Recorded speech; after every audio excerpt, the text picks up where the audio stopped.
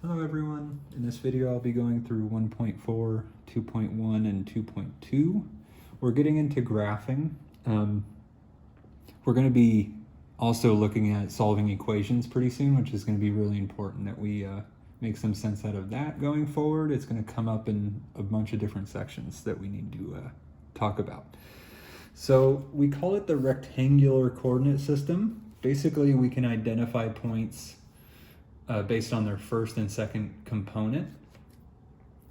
So just to see an example of this down here, we have these different points named A, B, C, and D. So we're not going to plot A as, no value on here. A is just the name of this first point. So I would get that first point by going to the left, -3, and then up actually just 2. So I had an error a second ago. So this point in red is correct for this point here, all right? So I'll just go ahead and label it A maybe. I'll go ahead and do B in blue. So B is actually 0 in the X direction. So what that means is I just don't go anywhere left or right. I just stay here. And then it says go up 2 in the Y direction. Right, so this is actually B right there. C, I'll do in black. So C says go to the right 5, 1, 2, 3, 4, 5, and then down 4. So that's C. And then D I'll do in red. Just go to the right 3.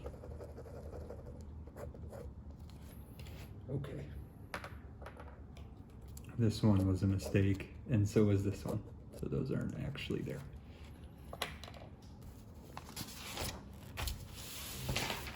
So graphs, charts, they tend to make things more readable, right? We're pretty visual species. And so we tend to organize things visually rather than having a whole list of numbers looking at us. We can plot those numbers on a rectangular coordinate system, and then we can tend to see trends, right? Different from looking at just a list of numbers. It's hard to see kind of a trend really quickly here, but looking at this, you can see a trend pretty quickly. So this is the housing crisis kind of plotted. Let's just see what it says. It says the graph below shows sales of new homes in the United States from 1963 to 2009. So that's what we're looking at here. So this over here, by the way, says new home sales in the thousands. So this isn't just 600 homes, this is 600,000 homes right here, right? This is 800,000, this is 1,000,000. In other words, 1,000,000. And these are different years on the horizontal. So here's 2008. So this is not a current graph. Part A says, in which year were new home sales at their lowest point? Okay. And then a follow-up, approximately how many sales were made. So it looks like it was pretty low here. Here it looks pretty low, but it looks lower here. Here is pretty low, but it looks lower here, right? I can just quickly see that rather than looking at a list of numbers and trying to find the smallest one. But over here it looks even smaller. So in which year were new home sales at their lowest point? I'm going to say, so this is 2008. This must be 2009. So I'm going to say 2009. And then for the follow-up, approximately how many sales were made? I'm going to say about 350,000.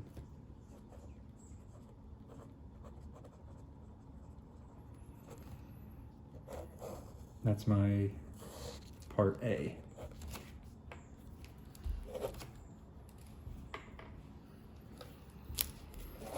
In which year were new home sales at their highest point? Well, there's some high points here, but there's a clear winner right about here in 2005, right? Looks like a lot of people were purchasing homes up to that point. So I'm going to say about 2005, right? 4 years before the lowest point, actually. And what was the amount? It's way up here. So it's maybe around 1,300,000. So that would be 1,300,000. I'll just write it that way, actually. So that works. Okay, next page. So we're on to solving equations. This is going to be really important. This is what an equation looks like, a linear equation specifically. So we're going to start first by solving these linear equations. So what makes an equation linear? It looks like this, where a is not 0, but it's any other number, and b is any number, and c is any number. So these are meant to be example linear equations. So here a would be 2, b would be -3, and c would be 5. So this would fall into this linear equation category. This also is a linear equation where a is -1.5, b is 0, and c is 3. This is a linear equation actually where a is 3, b is 4, and c is 0. These are not linear equations down here, so these are what some non-examples, right? We can't have the x down below here. That's not a linear equation anymore. Here x is being squared, so that won't result in a linear equation. Here this means absolute value of x, and perhaps we'll see that that's not linear at some point. So for the purposes of solving linear equations, you have some tools at your disposal. The first one is called the addition property of equality. So what it basically says is if you start with two things being equal, right, if a equals b, then what you're allowed to do is add in another number c, and you still have the two sides being equal. So for example, 1 plus 2 equals 3. This is true, right? This is meeting the if, where 1 plus 2 is a, and 3 is b. Right? So that's true. What that would mean is that then it must be true that 1 plus 2 plus 5 would need to equal 3 plus 5. Where 5 is coming in like C, right? And here still are A and B. So that's what the property is saying. Here's just a particular case of it. So what we can do is actually use that then. So if we have two sides being equal, here's A, here's B. What we're allowed to do is add a number to both sides. So I can say like, okay, x minus 4. What if I add 10? I'm totally allowed to do that as long as on the other side I also add 10. So I'd be able to say, okay, cool. This is still the same problem. This is still equality. And I'd say x plus 6 equals 15. The problem with adding 10 is it is totally true. You can do it, but you don't really want to do it. There's a better number to add. So let's just go a different direction. So for x minus 4 equals 5, what number is best to add, right? I can add any number I want is the point of the property. But often, so that we're using this tool best, we want to pick specific numbers that actually make our work efficient. So I'm going to add 4. That way, when I add 4, I'll just have x left over here on the left. So these would cancel, and I'll just have x equals 9. Solving equations means that you're basically finding a missing puzzle piece. So you can check, and it should be true, that x minus 4 equals 5, right? So we're saying that 9 works, so 9 minus 4, are you equal to 5? Yes.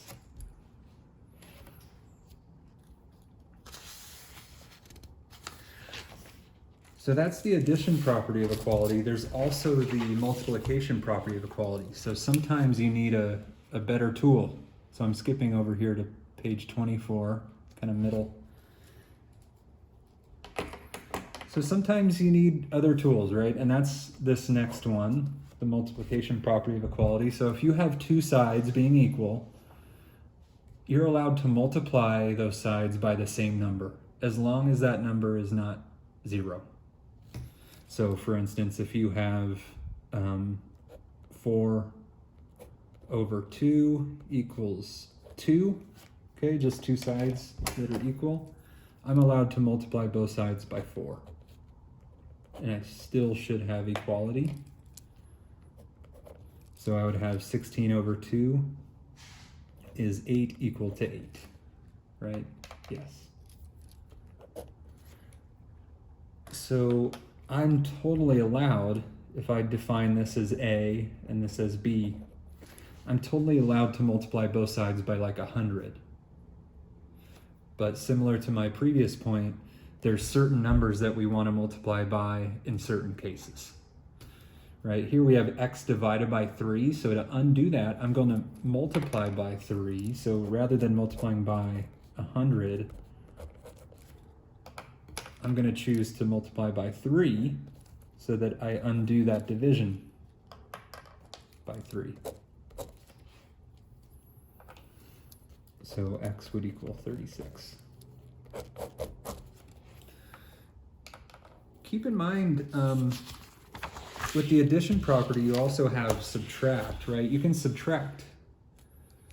So it would be true to also say that A minus C would equal B minus C, right? You kind of get that for free with the addition property. The multiplication property is kind of similar with the division property. So also kind of for free, you get that A over C would be equal to B over C. And that's as long as C is not 0, right? You can't divide by 0. But this comes for free out of the multiplication property, is my point. So in some cases you want to divide, right? Like this case here. So we have 4 times x equals 48. So in this case you could multiply by a fourth, or you could just divide by 4. So x would equal 12.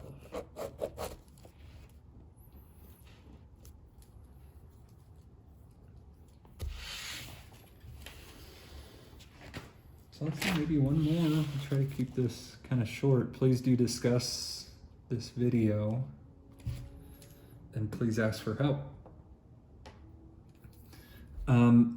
Yeah, here's a linear equation. We're going to solve for x. I have negative 7/4 times x. I know it's negative 7/4, kind of a strange number, but what would I do if it was 28 equals 2x, just hypothetically? So if we had this, then I would probably just divide by 2 on both sides, right? So my point is that I'm going to do exactly that same type of thing, even though it's a strange number. So 28 divided by negative 7/4 should be equal to, because these will have canceled, right? Just like these 2's would have canceled. This should now just be equal to x. So whatever this number is the answer. So I encourage you to use your calculator here. So fraction, so I'm typing this in. So fraction bar, 28 divided by another fraction bar, negative 7/4, it equals, so negative 16.